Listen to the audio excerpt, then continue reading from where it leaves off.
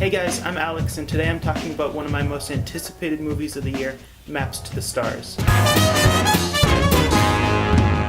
Written and directed by David Cronenberg, Maps to the Stars tells the story of a group of interconnected Hollywood characters and basically their obsession with fame. The film opens on Mia Wasikowska's character.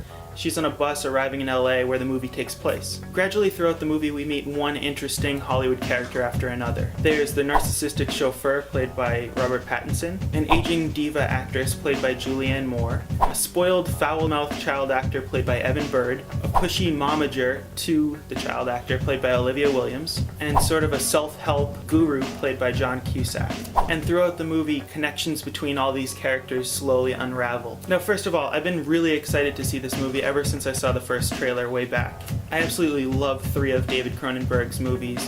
One is 1986's The Fly, starring Jeff Goldblum, and more recently A History of Violence and Eastern Promises, starring Viggo Mortensen. And we're not going to talk about Cosmopolis with Robert Pattinson that came out a few years ago. I couldn't even get through that movie, but that's another story. But Maps to the Stars.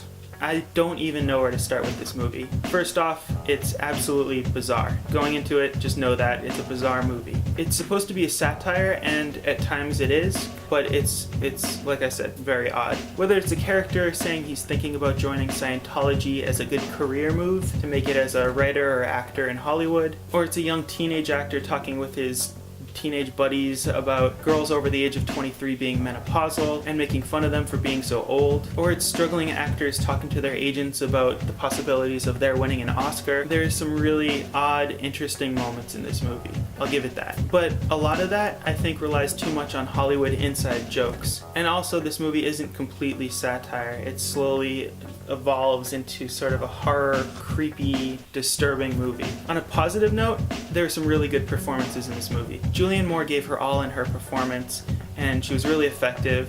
It sort of reminded me of an older Lindsay Lohan in 15 Years or something. She's an aging diva who's trying to hold on to her fame and stay relevant in the industry and in LA. I thought Robert Pattinson's character was actually really interesting. He was a struggling actor, writer, who works as a chauffeur to the rich and the famous. But to be honest, his character could have been cut from the script.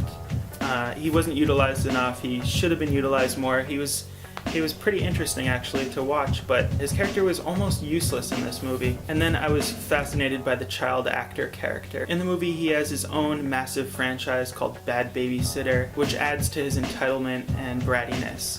And watching how vicious this little character was really interesting.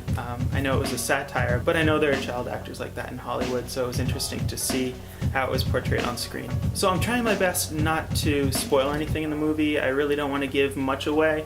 Not that I'm recommending you guys to see the movie, but I just don't want to spoil it for you. The movie's tone overall was so creepy and disturbing, and it kind of escalates more and more throughout the movie that by the end of the movie, when the end credits started rolling, I had this really bad taste in my mouth over the whole thing. The so-called humor in the movie isn't funny. There's this paranormal and psychological aspect to the movie that didn't work. Every single character is unlikable, obnoxious, repulsive, just vile, really. And honestly, there isn't one character in the movie that we can root for, that we can sympathize with. Living out here in LA and working in the entertainment industry, I can very much relate to lots of aspects of the film, satire or not. Characters in the film connect to each other and start up relationships with each other in one way or another so that they can get ahead as a career move almost, so that they can get something selfishly out of the relationship. Everyone's out to get each other, everyone hates each other, and they would slit your throat to get ahead of you. That part of the movie and the satire is absolutely true. So seeing all of these vile characters in the movie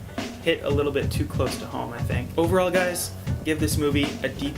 It wasn't bad enough where I wanted to shut it off. I was curious to see how it would end, but I definitely wouldn't recommend you seeing it.